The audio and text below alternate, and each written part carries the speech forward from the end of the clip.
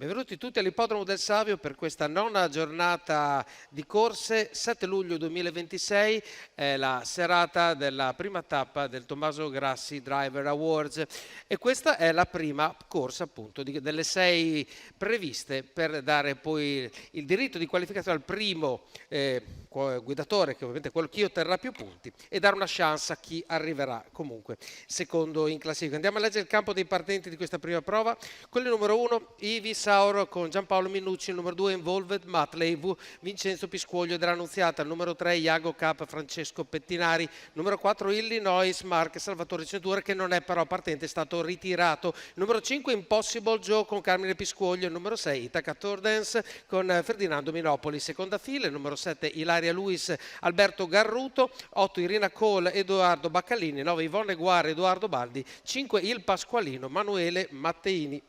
I cavalli hanno compiuto la curva che immette nelle scuderie e ora si parte. Il cavallo più appoggiato al gioco in questo momento è Impossible Joe, che ovviamente prende una partenza senza correre rischi, perché i più veloci sono il numero 6 di Itaca Turdens e il numero 3 di Iago Cap. Si contendono la prima posizione, mentre invece sbotta di galoppo Impossible Joe, quindi il più atteso in questo momento in corsa, ovviamente è nelle ultime posizioni ma non è stato squalificato, quindi andiamo ai primi 200 metri con davanti Iago Cap e Francesco Pettinari. Prende la seconda posizione Ferdinando Minopoli con Itaca Turdens.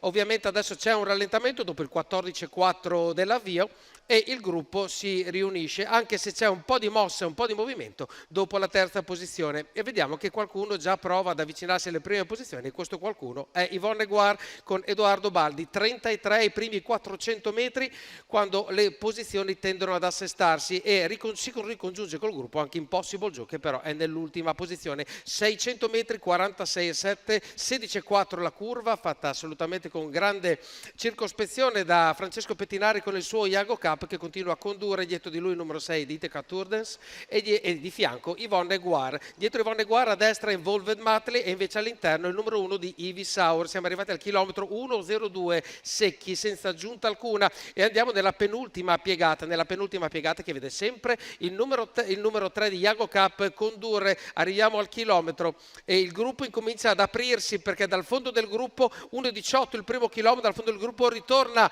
alla carica Impossible Joe, che scavalca tanti concorrenti e si butta verso i primi. Quando accelera il leader Iago Cap, ovviamente per rendere più difficile la rincorsa del favorito, si entra nell'ultima piegata con il Iago Cap sempre davanti a tutti. Arriva fortissimo Impossible Joe, prova in qualche modo a impedirlo allargandosi un po' a destra Itaca Turdens, e i cavalli entrano in retta d'arrivo, sono in tre a giocarsela. Francesco Pettinari comanda Iago Cap, Impossible Joe arriva ancora, ci prova anche Itaca Turdens, sbaglia ancora Impossible Joe, e quindi è Iago Cap che se la porta a casa davanti al numero 6 e il numero 1, e poi al quarto posto il 7 e poi il 2, però da andare a rivedere un attimo con più calma. Quindi vince con merito Iago Cap, Francesco Pettinari per l'allenamento di Bortolotti e la proprietà di Mignano, questo maschio di 3 anni da Ringo Star Treb e Tiche e Graal, che si aggiudica la prima prova, quindi 10 punti per Francesco Pettinari. Ma andiamo a vedere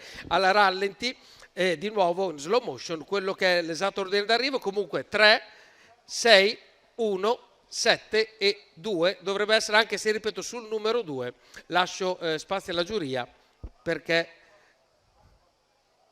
c'è un fermo immagine che no, dovrebbe essere assolutamente sì, assolutamente ok.